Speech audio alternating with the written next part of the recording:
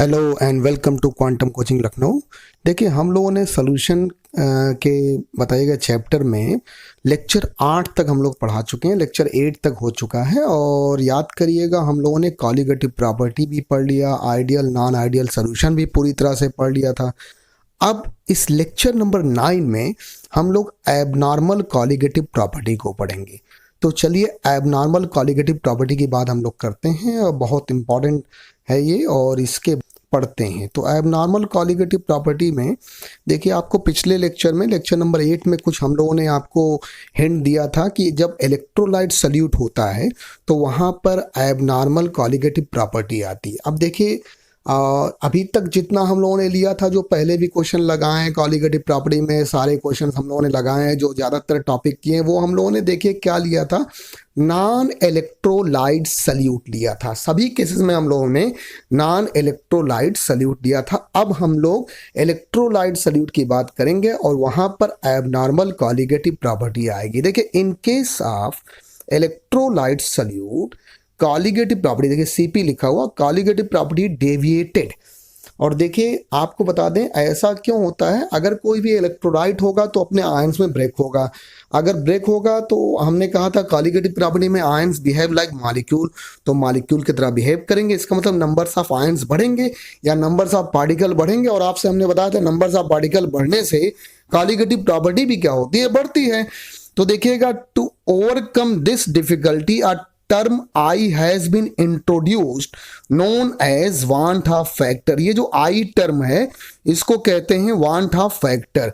और देखिए, आप याद रखिएगा, in case of electrolyte solute colligative property changes, ठीक है, कॉलिगेटिव प्रॉपर्टी चेंज होगी। अब वो चाहे एसोसिएट हो, मतलब अगर बहुत कुछ आयंस मिलकर या कुछ पार्टिकल बताइए मिलकर एक सिंगल पार्टिकल या मॉलिक्यूल बनाए, कुछ आयंस मिलकर एक में चले जाएं यानी एसोसिएट हो, या ज़्यादातर केसेस में क्या होता है, डिसोशिएट होता है। तो इसको आप इस डिफिकल्टी को दूर करने के लिए, यानी अगर बताइए इलेक्ट्रोलाइट सल्यूट ले लिया तो अब वो अपने आयंस में ब्रेक करेगा, या बताइएगा वो एसोसिएट होगा तो वहाँ कॉलिगेटिव प्रॉपर्टी चेंज होगी। इसको हम लोग बताइएगा दूर करने के लिए वांट ऑफ फैक्टर निकालना सीखते हैं। आई होता है वांट ऑफ फैक्टर।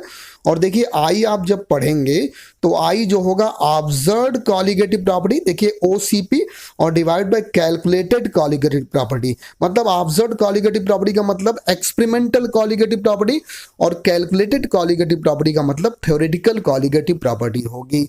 अब देखिए, यहाँ से अब हम लोग अगर कॉलिगेटिव प्रॉपर्टी ऑब्जर्व निकालना चाहते हैं तो I into colligative property calculated हो जाएगी। यानी जो पीछे हम लोगों ने कॉलिगेटिव प्रॉपर्टी निकाल ली है उसमें अगर वांट ऑफ फैक्टर को हम लोग मल्टीप्लाई कर देंगे तो वो आपका बताएगा अब यहाँ पर ऑब्जर्व्ड कॉलिगेटिव प्रॉपर्टी हो जाएगी। यानी कुछ चेंज नहीं करना, जैसे पीछे आप क्वेश्चन निकालते थे वैसे ही करेंगे। बस एक काम आपको करना पड़ेगा इलेक्ट्रोलाइट के केस में, आपको वांट ऑफ फैक्टर मतलब I निकालना पड़ेगा। I निकाल लेंगे, उससे मल्टीप्लाई कर दीजिएगा ऑब्जर्व्ड कॉलिगेटिव प्रॉपर्टी।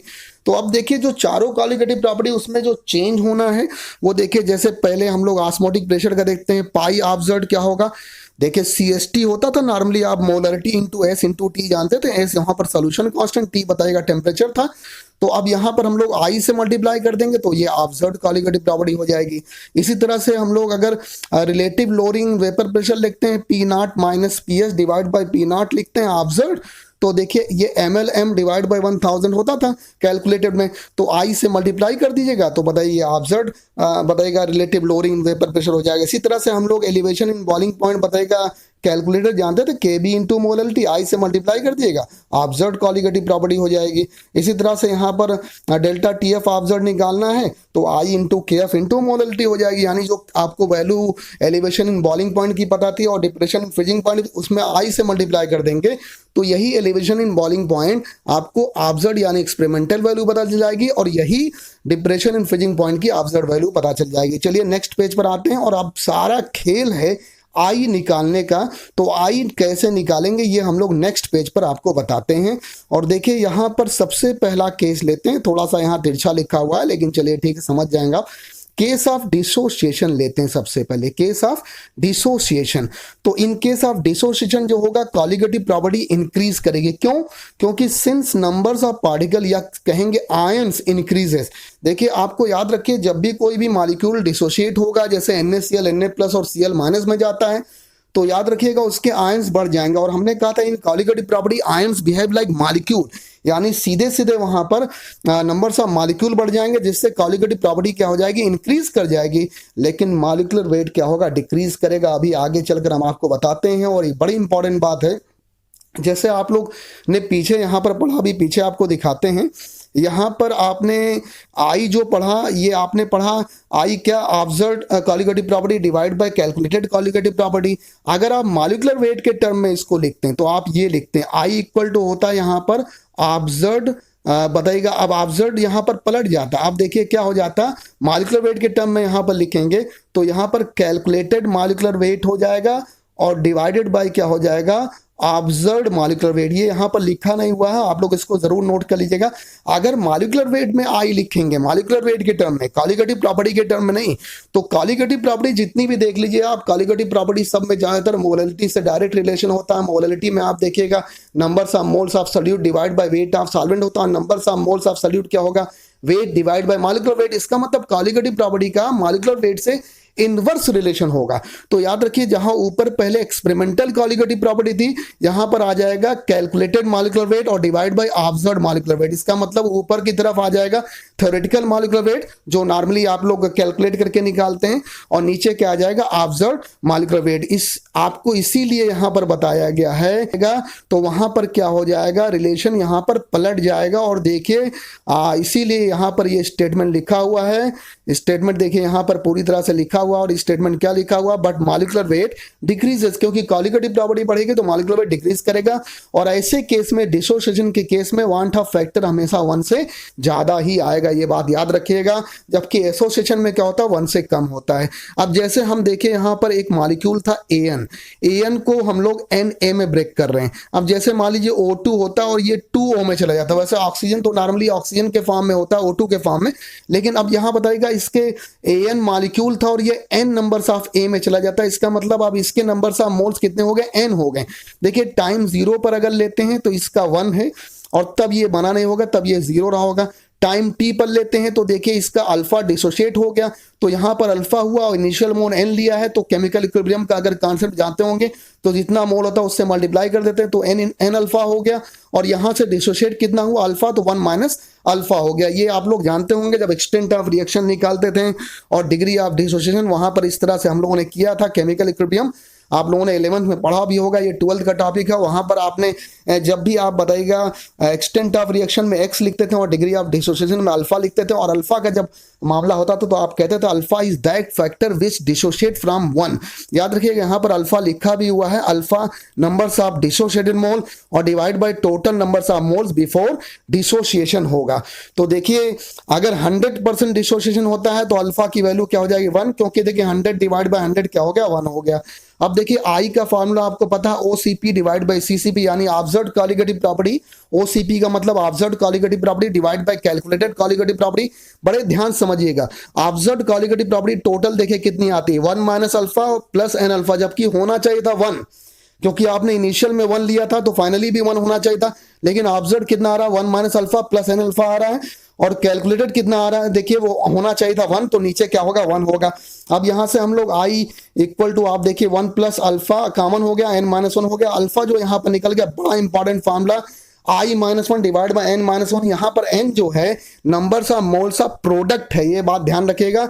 N जो यहां पर है numbers of moles of product है, ये देख लीजिएगा। डिसोसिएशन के लिए ये फॉर्मूला आ गया, alpha equal to I minus 1 divide by N minus 1। इस डायरेक्ट इस फार्मूले से आपका डिसोसिएशन का सारा केस निकल जाएगा। और अल्फा आपको बता दें, alpha is that fraction which dissociate from 1। किससे डिसोशिएट होता है, 1 से। और याद रखिएगा अल्फा की मैक्सिमम वैल्यू 1 होगी, और बाकी सारे केसेस में अल्फा आपका क्या होगा, 1 से कम होगा। अगर 40% डिसोसिएशन हुआ तो यहाँ पर 40 रखेंगे, डिवाइड बाय 100 यानी 0.4। 60% होगा तो 60 बाय 100 यानी 0.6 होगा। ये आप समझ गए होंगे डिसोसिएशन के केस में कैसे अल्फा हम लोगों ने निकाला। अब चलिए आगे इसका कुछ एप्लीकेशन भी यहाँ पर करते हैं, कुछ उसकी इसकी आगे की बात भी करते हैं। देखिए यहाँ पर आई का फॉर्मूला निकल गया था, I-1 डिवाइड बाय N-1। देखिए अगर नंबर्स ऑफ N क्या है, numbers of moles of product है, और याद रखिए 100% डिसोसिएशन के केस में अल्फा क्या हो गया था, 1 हो गया था। देखिए यहाँ पर थोड़ा सा गड़बड़ यहाँ पर लिखा हुआ है जिसको हम लोग चेंज कर देते हैं। आप देखिएगा फार्मूला आया था alpha equal to I-1 divide by N-1, और इधर की तरफ जो यहाँ फार्मूला लिख दिया है वो I इक्वल टू, लेकिन यहाँ पर I की जगह पर क्या होगा, अल्फा होगा, तो ये यहाँ पर हम लोग अल्फा कर देते हैं। तो ये अल्फा है और एक तरह से इसको सही से लिख देते हैं जिससे आपको, और यहाँ पर लिख देते हैं, देखिए ये I नहीं ये अल्फा है, और अल्फा इक्वल टू यहाँ पर देखिए क्या हो गया, I-1 डिवाइड बाय N-1 हो गया। और 100% डिसोसिएशन के केस में आपको बता दें अल्फा की वैल्यू कितनी होगी। 100% डिसोसिएशन के केस में आपको बताया ही हमने, अल्फा क्या होता है, नंबर्स ऑफ मोल्स ऑफ बताएगा, numbers of mole dissociated divide by total numbers of mole, यानी 100 डिसोसिएट भी और 100 इनिशियल में भी था, तो अल्फा हो जाएगा यहाँ पर 1। जैसे यहाँ पर अल्फा की वैल्यू आप 1 रखेंगे तो I इक्वल टू यहाँ पर क्या हो जाएगा, N के हो जाएगा। आप कैलकुलेट कर देखिए, यानी I क्या हो जाएगा, numbers of moles of product के हो जाएगा। यहाँ पर ये अल्फा है। और देखिए in case of 100% dissociation NaCl के लिए आप खुद बताइए, N numbers of moles of product है, NaCl किस में ब्रेक करेगा, आप खुद देखिएगा। अब आपने खुद बताया 100% डिसोसिएशन के केस में अल्फा, जरा बताइए क्या हो गया यहाँ पर 1, तो अल्फा की वैल्यू 1 रख दिया, I इक्वल टू यहाँ पर N हो गया। NaCl के केस में आप देखिएगा NaCl किस में ब्रेक करेगा, Na प्लस और Cl माइनस में ब्रेक करेगा। इसका मतलब इसके कितने आयंस हो गए, 2 आयंस हो गए। तो जरा बताइएगा I numbers of moles of product, यानी प्रोडक्ट में कितना आ रहा है, 2 आ रहा है।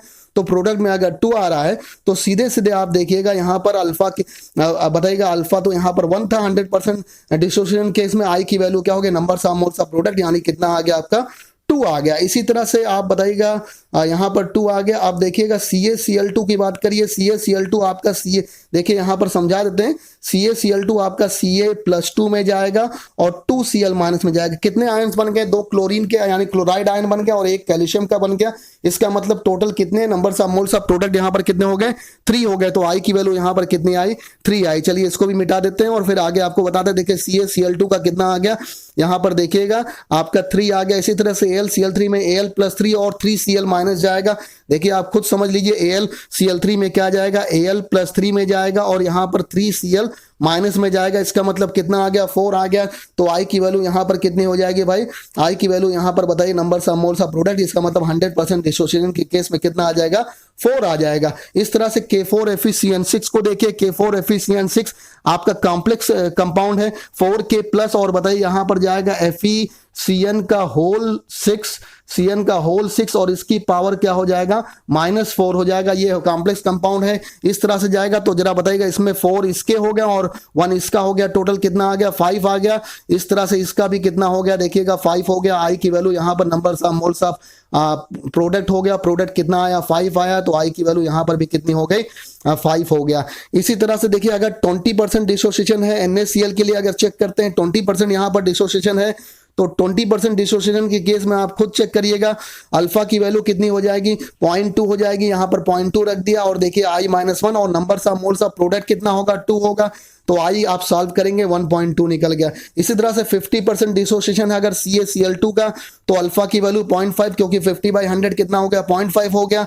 और numbers of moles of product Ca+2 होगा, 2Cl माइनस मतलब 3 होगा, 3 - 1 2 हो गया, 2 × 0.5 1 हो गया और 1 कितना हो गया, यहाँ पर 2 हो गया। तो देखिए कभी भी हर केस में यहाँ पर I की वैल्यू क्या होगी, 1 से ज्यादा निकलेगी। देख लीजिए, कहीं पर 1.2 निकल रहा है, कहीं पर 2 निकल रहा है, कहीं पर 3, कहीं पर 4, मतलब 1 से ज्यादा ही होगा। इसका मतलब यहाँ पर कॉलिगेटिव प्रॉपर्टी इंक्रीज करेगी। लेकिन मॉलिक्यूलर वेट का जो केस है उल्टा हो जाएगा। I जो होता है यहाँ पर calculated molecular weight divide by observed molecular weight होगा। अब जैसे हम लोग लीजिए NaCl को 100% यहाँ पर डिसोसिएट करा देते हैं, तो NaCl को 100% अगर डिसोसिएट कराएंगे तो I की वैल्यू कितनी हो जाएगी, 2। देखिए यहाँ पर 2 रखा। अब ये देखिए आपका कैलकुलेटेड मॉलिक्यूलर वेट और ऑब्जर्व्ड मॉलिक्यूलर वेट जरा बताइएगा, हमको निकालना है। कैलकुलेटेड वैसे इसका 58.5 होता है, यहाँ पर हमने m रख दिया, वैसे 58.5 होता है। तो 58.5 डिवाइड बाई 2 यानी m डिवाइड बाई 2, इसका मतलब मॉलिक्यूलर वेट क्या हो जाएगा, डिक्रीज कर जाएगा। देखिए लिखा हुआ है, सो ऑब्जर्व्ड मॉलिक्यूलर वेट क्या हो जाएगा, डिक्रीज कर जाएगा। इसीलिए आपसे बताया, जब भी डिसोसिएशन होता है तो कॉलिगेटिव प्रॉपर्टी सारी की सारी बढ़ जाएंगी, जबकि मॉलिक्यूलर वेट क्या हो जाएगा, डिक्रीज कर जाएगा। चलिए अब नेक्स्ट पेज पर हम लोग केस ऑफ एसोसिएशन पढ़ते हैं। हो चुका है, अब केस ऑफ एसोसिएशन की बारी है। नेक्स्ट पेज पर चलते हैं। देखिए यहां पर है case of association. In case of association colligative property क्या होगी, डिक्रीज करेगी, सिंस नंबर्स ऑफ पार्टिकल क्या होंगे, वो भी डिक्रीज करेंगे, क्योंकि मान लीजिए 2 हैं, पहले 2 से 1 बन गया, 3 से बताएगा 1 बन गया, इसका मतलब एसोसिएशन होगा तो यहां पर नंबर्स ऑफ पार्टिकल डिक्रीज करेंगे, लेकिन मॉलिक्यूलर वेट क्या हो जाएगा, इंक्रीज हो जाएगी। इस केस में आई हमेशा लेस देन 1, पीछे आपका डिसोसिएशन केस में आई हमेशा ग्रेटर देन 1 आया था, यहां पर क्या आएगा, लेस देन 1 आएगा। अब फिर से देखिए Na ले लिया और अब की बार हमने n numbers of moles initial बताइए रिएक्टेंट में लिया और फाइनली ये An बन गया, मतलब एक मॉलिक्यूल n मोल से बताइए यहां पर 1 मोल बन गया। तो आप बताइए जब भी आप यहां पर डिग्री ऑफ डिसोसिएशन का केस निकालते हैं, इसका मतलब अगर डिसोसिएशन रिएक्शन निकालते हैं तो हमेशा 1 से कंपेयर करना होता। तो n की जगह पर अगर हमने 1 रखा तो यहां पर 1/n हो गया। अगर इसका 2 मोल लगता तो इसका कितना लगता, 1। अगर इसका n लग रहा है तो इसका कितना लगेगा भाई, 1 लग रहा है। अगर इसका 1 लगेगा इसका कितना हो जाएगा, 1/n हो जाएगा। टाइम 0 पर इसका 1 है और ये 0 तब बना नहीं था। टाइम t पर बताएगा अल्फा, अगर इसका डिसोशिएट हो गया 1 माइनस अल्फा हो गया और यहां पर अल्फा और 1/n है, 1/n से मल्टीप्लाई कर देंगे। ये केमिकल इक्विलिब्रियम का कॉन्सेप्ट है जिसको हम लोगों ने पीछे पढ़ाया भी है और 11th में आप लोग उसको पढ़ सकते हैं। देखिए I equal to OCP divide by CCP होगा। फिर से यहां पर टोटल आप रख देंगे 1 माइनस अल्फा और प्लस अल्फा बाई n, और नीचे कैलकुलेटेड तो 1 ही आनी चाहिए थी क्योंकि इनिशियल में आपने 1 लिया था, लेकिन आप देखिए यहां पर सॉल्व करेंगे तो अल्फा आ गया I-1 डिवाइड बाई 1/n-1। यहां पर जो स्मॉल n होगा वो numbers of moles of reactant होगा, जबकि डिसोसिएशन के केस में नंबर्स ऑफ मोल्स ऑफ वहां पर प्रोडक्ट था और यहां पर numbers of moles of reactant होगा। 100% एसोसिएशन के केस में I1/n निकलेगा, खुद रख के देखिए, क्योंकि 100% एसोसिएशन केस में अल्फा कितना हो गया, 1 रखा तो 1/n इक्वल टू क्या होगा, 1/n-1 इक्वल टू I-1 हो गया। इसका मतलब I 1/n के हो गया, यानी numbers of moles of reactant के हो गया। अब जैसे डाइमर बनता है 2A से बताइए A2 बनता है, डाइमर बनता है जैसे, तो डाइमर बनेगा तो I 100% के एसोसिएशन केस में I 1/2, क्योंकि n की वैल्यू नीचे आप रख दें, नंबर्स ऑफ मोल्स ऑफ यहाँ रिएक्टेंट कितना हो गया 2।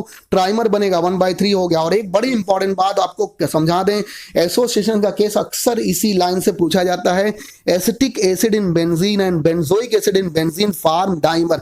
जब भी एसिटिक एसिड को आप बेंजीन मिलेंगे सॉल्वेंट में तो एसिटिक एसिड डाइमर बना देगा, और बेंजोइक एसिड को भी अगर आप बेंजीन में लेते हो तो हमेशा डाइमर बना देता है। अगले पेज पर इसको हम लोग बताते हैं, बड़ा इंपॉर्टेंट केस है और ये बहुत इंपॉर्टेंट है। नामरक कॉलीगेटिव प्रॉपर्टी बहुत ज्यादा इंपॉर्टेंट है। चलिए अगले पेज पर देखते हैं। जैसे यहाँ पर हम लोगों ने एसिटिक एसिड लिया, इसके 2 मोल लिया और बेंजीन के प्रेजेंस में लिया, बताइए डाइमर बन गया। और बेंजोइक एसिड लिया, ये भी क्या हो गया, बेंजीन के प्रेजेंस में डाइमर बन गया, तुरंत डाइमर बनेगा। एसिटिक एसिड इन बेंजीन अगर बताइए 40% एसोसिएटेड है, डाइमर बनेगा। 40% है तो अल्फा की वैल्यू क्या हो गई, यहाँ पर देखिए 0.4 फार्मूले में रख दिया, I-1 और बताइए numbers of moles of reactant कितना था, 2 था। यहाँ पर सॉल्व करेंगे 1 से कम निकला, 0.8 निकला। इसी तरह से डाइमर है, अगर 100% यहाँ पर एसोसिएट हो जाता है तो आप खुद देखेंगे I की वैल्यू हाफ निकलेगी। अब हम लोग यहाँ पर calculated molecular weight divide by observe molecular weight रख रहे हैं, मतलब हम लोग ऑब्जर्व मॉलिक्यूलर वेट निकालना चाहते हैं तो I की वैल्यू 1/2 यहां पर निकले, आपने पीछे देखा है। ऑब्जर्व मॉलिक्यूलर वेट पहले का 2 टाइम्स हो जाएगा। इसका मतलब जब भी एसोसिएशन होगा कॉलीगेटिव प्रॉपर्टी तो डिक्रीज करेगी, लेकिन मॉलिक्यूलर वेट क्या करेगा, इंक्रीज करेगा। ये बात याद रखिएगा, क्योंकि कॉलीगेटिव प्रॉपर्टी का मॉलिक्यूलर वेट से इनवर्स रिलेशन होता है। और याद रखिएगा, in case of dissociation I की वैल्यू हमेशा ग्रेटर देन 1 और एसोसिएशन के केस में I की वैल्यू लेस देन 1 होगी। इस तरह से बहुत इंपॉर्टेंट हम लोगों ने वांट ऑफ फैक्टर निकालना सीख लिया। किसी भी कॉलीगेटिव प्रॉपर्टी को वांट ऑफ फैक्टर से मल्टीप्लाई कर दिया, अगर वो इलेक्ट्रोलाइट का केस है तो आपका बताएगा ऑब्जर्व्ड कॉलीगेटिव प्रॉपर्टी आ जाएगी। I निकालना आपको आना चाहिए, एसोसिएशन के केस में भी और डिसोसिएशन के केस में भी। अब नेक्स्ट लेक्चर में, यानी लेक्चर नंबर 10 में, ये लेक्चर नंबर 9 था, आप लोगों को हम बताएंगे इससे रिलेटेड प्रॉब्लम जो एबनॉर्मल कॉलीगेटिव प्रॉपर्टी, इसके अलावा ऑस्मोटिक प्रेशर से रिलेटेड, इसके अलावा जितने जहां पर भी वांट ऑफ फैक्टर से रिलेटेड प्रॉब्लम होंगी वो सारे प्रॉब्लम सॉल्व कराएंगे। अब इस चैप्टर में ये आपको प्रॉब्लम नेक्स्ट लेक्चर में कराएंगे, 10th नंबर लेक्चर में, और उसके बाद फिर हम लोग हेनरीज लॉ और उसके प्रॉब्लम कराएंगे और ये चैप्टर पूरी तरह से कंप्लीट हो जाएगा। फिर लास्ट में आप लोगों को हम लोग कुछ ग्राफ के बारे में ही बता देंगे, तब जाकर ये चैप्टर आपका पूरा कंप्लीट होगा, जब आपको ग्राफ के बारे में बता देंगे। ठीक है, तो यहाँ के लिए इतना ही। Thank you very much. जम कर पढ़िए, बहुत मेहनत करिए, जरा सी भी लापरवाही नहीं होनी चाहिए। यहाँ के लिए बस इतना ही। Thank you very much.